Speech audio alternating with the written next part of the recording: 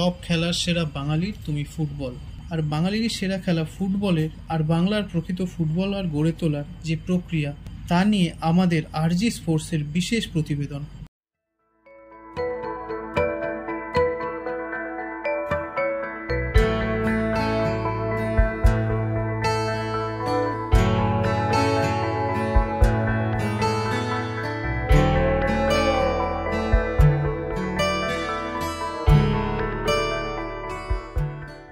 জগদ্দল বালক সংঘ football coaching centre বিগত ৩ বছর ধরে ফুটবলার গড়ার কাজে নিযুক্ত। ইস্টবেঙ্গল ক্লাবের প্রাক্তন ফুটবলার সূর্য বিকাশ চক্রবর্তীর তত্ত্বাবধানে ও ৪ জন প্রশিক্ষক দ্বারা নিয়মিত প্রশিক্ষণ দিয়ে চলেছে ৫৫ জন খেলোয়াড়কে। ক্লাব সভাপতি জানান, তারা বিভিন্ন প্রতিযোগিতামূলক খেলাগুলোতে অংশগ্রহণ করেন। বালক সংঘ ফুটবল কোচিং সেন্টার কতদিন ধরে এটা আজকে ৩ বছর পার হয়ে গেল। কতগুলো বাচ্চা আছে? আমার এখন আছে ৫৫টা। আমরা মোহামেডান স্পোর্টিং মাঠে ইউথ কাপটা খেলেছি, মোহামেডান স্পোর্টিং যেটা সল্ট লেকে হয়েছে ওটা খেলেছি। তারপরে আমরা আন্ডার 15 উত্তর ২৪ ডিস্ট্রিক্ট ফুটবল লিগটা খেলি। আন্ডার 15 যেহেতু আমাদের মাঠটা ছোটো, সেই জন্য এই জুনিয়রদেরটাই করি। আন্ডার 15টা বড়োদেরটা পরে একদিন করে প্র্যাকটিস করি, আমরা খেলিয়ে দিই বড়োদেরটা।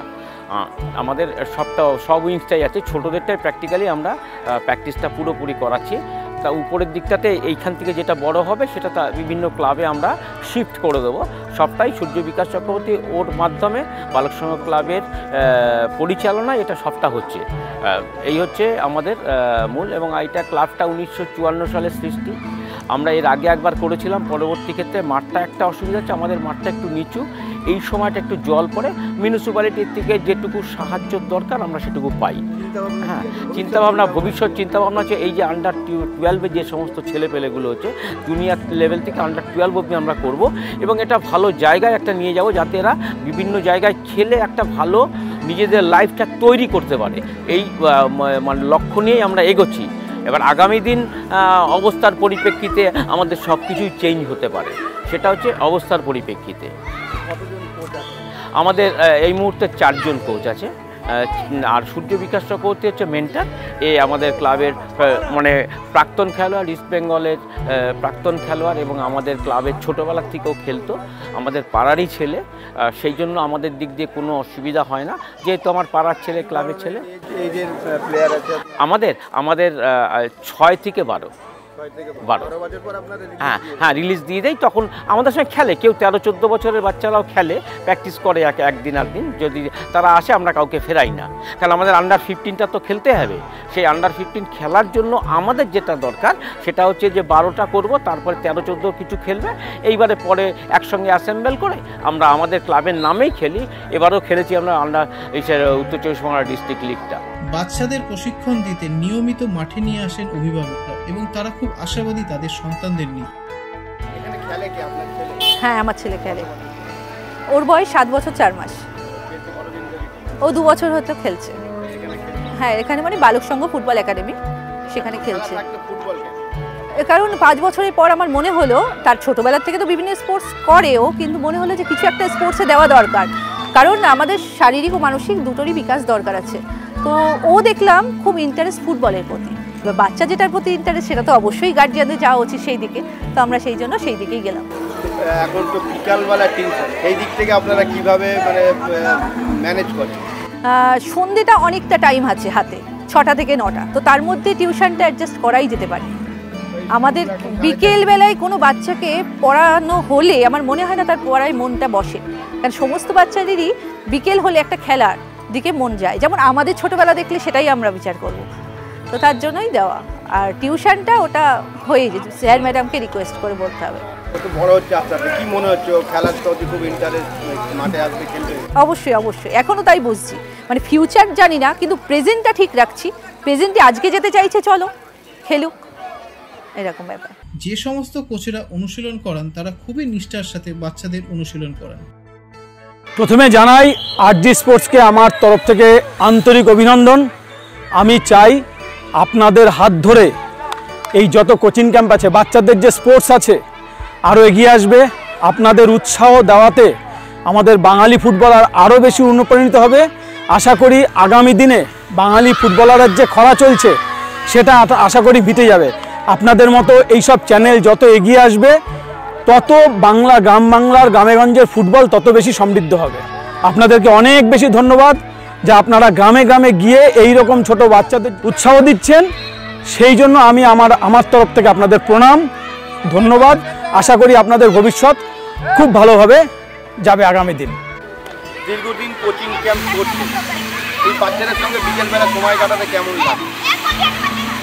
এটা হচ্ছে আমার এখানে যে কজন আছে প্রত্যেকেরই এই সময়টা আমরা এখানেই সময় কাটাই, মানে কারণ একটাই কারণ, আমাদের অতীতে একটা ফুটবল ছিল, ফুটবলের সাথে যেন আমাদের আগামী ভবিষ্যৎটাও যায়, আর এর সাথে থাকলে যে আনন্দ, অনাবিল আনন্দ যেটা আছে আমরা এটা প্রত্যেকে অনুভব করি।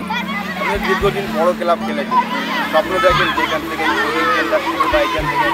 একদিন বড় ক্লাব খেলবে? দেখুন, আমি একটা জিনিস ভাবি যে লক্ষ্য যদি অনেক দূরের হয়, যেই লক্ষ্য দেখা যাবে না সেই লক্ষ্যে পৌঁছানো খুব টাফ, যেই লক্ষ্য দেখা যায় না। আমি একটা জিনিস ভাবি যে এখান থেকে যদি 50 জন যদি প্র্যাকটিস করে, আমি সপ্তাহে একদিন দুদিন আসি, এরা রোজ থাকে, এদের তত্ত্বাবধানে মূলত প্র্যাকটিসটা হয়। তা এরা যেইভাবে যেই লেভেলে শুরু হয়েছিল সেই আন্দাজে এরা যা ইমপ্রুভ করেছে, আমাদের এটা স্বপ্ন যে অন্তত বড় ক্লাব না খেলুক একটা ভালো প্লেয়ার তৈরি হবে। সবাই হয়তো বড় ক্লাব খেলার সুযোগ পায় না, কিন্তু একটা ভালো প্লেয়ার, একটা ভালো মানুষ আশা করি তৈরি হবে, এইটুকুন আমি কথা দিতে পারি। ডিস্ট্রিক্ট খেলা দীর্ঘ 4 বছর আগে, মানে প্রাক্তন প্লেয়ার হিসেবে এই ব্যাপারটা কীভাবে দেখছেন? ডিস্ট্রিক্ট খেলাটা 4 বছর বন্ধ ছিল, 4 বছর পর শুরু হয়েছে। দেখুন, আমার মনে হয় ফুটবল খেলা যদি বন্ধই থাকবে তাহলে সেই ক্লাবের কী অস্তিত্ব আছে? আমি শুনেছি 2টো ক্লাব তারা রাজনীতি করে, রাজনীতি মিন্স কোর্ট খামারি করে তারা ফুটবলটাকে বন্ধ করে রেখেছিল দীর্ঘ 4 বছর। তা এটা একটা কোনো কারণ হতে পারে না ফুটবল বন্ধের। এই রকম জিনিস একটা 4 বছর যদি ডিস্ট্রিক্টের প্লেয়াররা যদি সুযোগ না পায়, এমনি প্লেয়ারদের বয়স 10 থেকে 12 বছর তারা খেলে, তার মধ্যে যদি 4 বছর বন্ধ থাকে তাহলে ফুটবলটা খেলবে কবে? প্রচুর প্লেয়ার সাফার করে। এমনিতেই আপনার লকডাউনে 2-3 বছর এমনি কেটে গেছে, রইল বাকি 4 বছর, তাহলে 6 বছর যদি একটা প্লেয়ারের জীবন থেকে কেটে যায় তাহলে একটা প্লেয়ারের জীবনে থাকবে কি? কাজেই যারা করেছে তারা আরও ভালো বলতে পারবো তাদের কি স্বার্থ আছে এইখানে। এটা তাদের ব্যক্তিগত স্বার্থ ছাড়া এটা সম্ভব না, এটা আমাদের ক্ষতি হয়ে গেছে অনেক। স্কুলগুলো এখন 4:30-এর পরে ছুটি দিচ্ছে, হ্যাঁ, তার মধ্যে টিউশন স্যাররা বসে আছে, কখন বাচ্চাগুলো আসবে সব করে ধরে নেবে। এই সমস্যা থেকে আপনারা কীভাবে ওয়েলকাম করবেন? কারণ এবারে শীতকাল আসবে, শীতকালে 4:30 থেকে 5টায় চালু হয়ে যাবে, সন্ধ্যা হয়ে যাবে। দেখুন, আমি একটা কথা বলি, স্কুল এতদিন স্কুল দেখাতো যে আমাদের এখানে আসলে পরে ভালো পড়াশোনা হবে। স্কুল ভর্তি হওয়ার পর স্কুলের টিচাররা বলছে স্কুলে তো পড়াশোনা হয় না, তোমাকে বাইরে টিউশন নিতে হবে। গার্জিয়ানরা পয়সা খরচা করে ডোনেশন করে ভালো স্কুলে দিচ্ছে, স্কুলে ভর্তি হওয়ার পর বলছে এখানে ভালো পড়া হবে না, তুমি যদি বাইরে ভালো টিউশন না নাও তাহলে তোমার পড়া হবে না। আবার স্কুল বলছে যে আমরা সুযোগ সুবিধা দিচ্ছে কি, আমাদের খেলার মাঠ আছে, আমাদের বাস্কেটবল গ্রাউন্ড আছে, আমাদের সুইমিং আছে। আগে ওরা ঠিক করুক, ওরা খেলাবে না পড়াবে। ওরা চাইছে যে ওদের একটা ছেলে 7:30টার মধ্যে ঢুকে যাবে, তাদের খেলা দিয়ে পড়া দিয়ে বিভিন্ন রকমই এক একটা এন্টারটেনমেন্ট রেখে সমস্ত পয়সাটা সমস্যার সম্মুখীন তো করতেও জানি, আরও স্যারদের জিয়াতে করতে এই সমস্যাটার সম্মুখীন হতে হচ্ছে, মানে এইটাকে আপনারা কীভাবে ওভারকাম করছেন? না, আমি বলছি যে এইটা ধরুন, আচ্ছা জয়ন্তদা বলো। দেখুন, এটা সেরকম মানে যদি চায় বাচ্চা লিখিতভাবে নিয়ে আসতে, এখন মানে বের করে নিয়ে আসতে হবে ওখান থেকে। আমরাও খেলাধুলা করি, যখন আমি হাফ টাইমে ছুটি নিয়ে চলে আসতাম, স্যারকে বলাই থাকতো, গার্জেনদের বলতে হবে যে আমার ছেলে খেলাধুলা করে, প্র্যাকটিস করে, ওইটুকুতে কিচ্ছু হবে না। ওই সময় 2টো পিরিয়ড কামাই করলে আমার মনে হয় না কিছু, কারণ আমরা ছেলেদের বাচ্চাদের মাঠবুই করতাম। আমিও তো পশ্চিমবঙ্গের একটা ভালো স্কুলে পড়তাম, বিধাননগর গভর্নমেন্ট হাই স্কুল, সেই সময় টপ র্যাঙ্কে ছিল, তাও তো 5 পিরিয়ডের পর ছুটি দিয়ে দিত, কোনো ক্ষতি হয় না, 1-2 পিরিয়ড না করলে কোনো ক্ষতি হয় না। আগামী প্রজন্মের জন্য মেসেজ কি থাকবে? বল, আগামী প্রজন্মের জন্য মেসেজ কি দিবে? প্রজন্মের জন্য কি মেসেজ দেবে? এক হচ্ছে আমাদের এখানে তো ভালো প্র্যাকটিস হচ্ছে, দ্বিতীয় কথা হচ্ছে যারা নতুন নতুন ছেলে এসে খুব তাড়াতাড়ি ইমপ্রুভ করছে, আর আমি মনে করি এখান দিয়ে অনেক ছেলে উঠে আসবে, রেগুলার যদি মাঠে আসে আর গার্জেনরা যদি সঙ্গে ওদের সহযোগিতা করে তাহলে অনেক ছেলে উঠে আসবে। ক্যামেরায় সুব্রত রায়ের সাথে জিবাপির রিপোর্ট RG স্পোর্টস।